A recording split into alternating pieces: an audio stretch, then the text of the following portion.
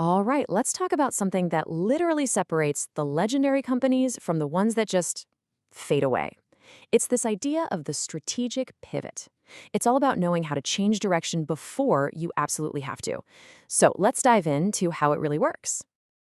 Okay, so let me ask you something right off the bat. What do you think is the single biggest reason that businesses fail? And I'm not just talking about startups, I mean established, successful companies. The answer might actually surprise you.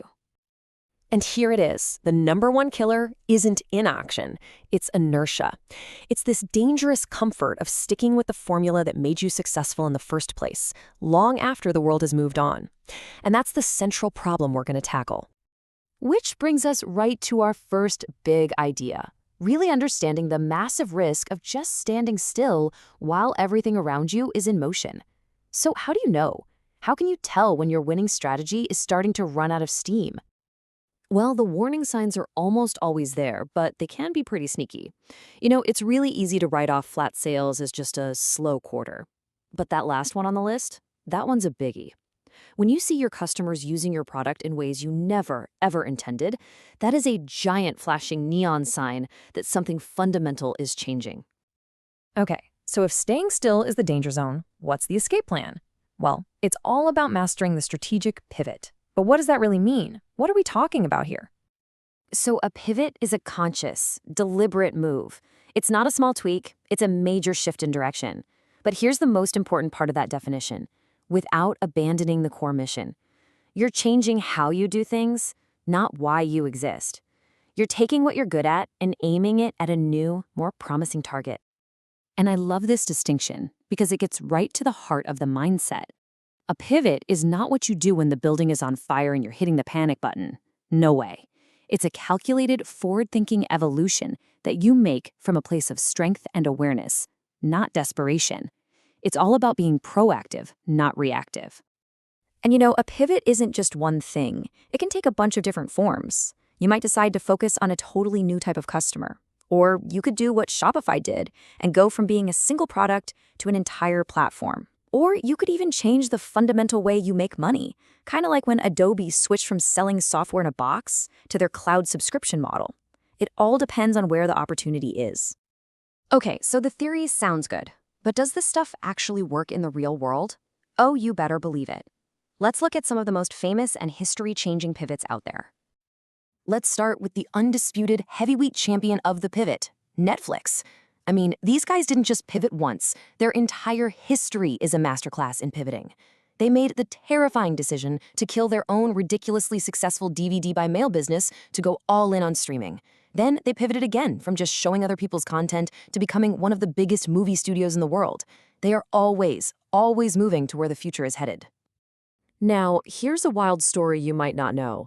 Before Slack was, well, Slack, it was a gaming company. Yeah. A totally different company called TinySpec that was trying to build a video game. So their main product, this game, was a complete and total flop, dead in the water. But here's the magic moment. In the process of building that failed game, they had created this absolutely brilliant internal communication tool just for their own team to use. And then they had that billion-dollar light bulb moment. Wait a minute.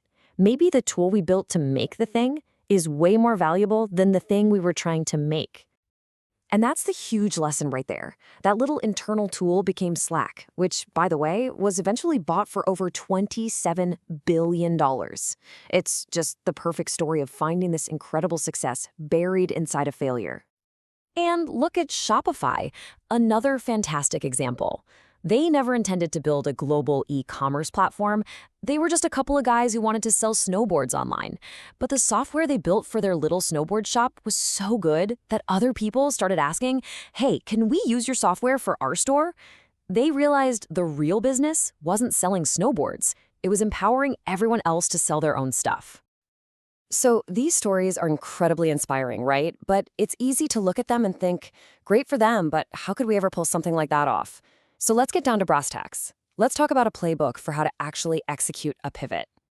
So how do you do this without blowing everything up? Well, it's not about taking one giant reckless leap. It's a series of smart, calculated steps.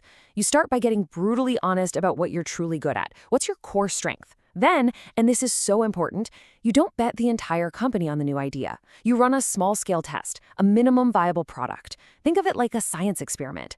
You let the data from that experiment tell you if you're right, not just your gut feeling. And only after that small test proves successful do you start to shift resources over. It's about being a disciplined scientist, not a wild gambler. Of course, none of this is a walk in the park. The biggest hurdles you'll face are almost always internal. You're going to get resistance from people who are comfortable with the old way of doing things.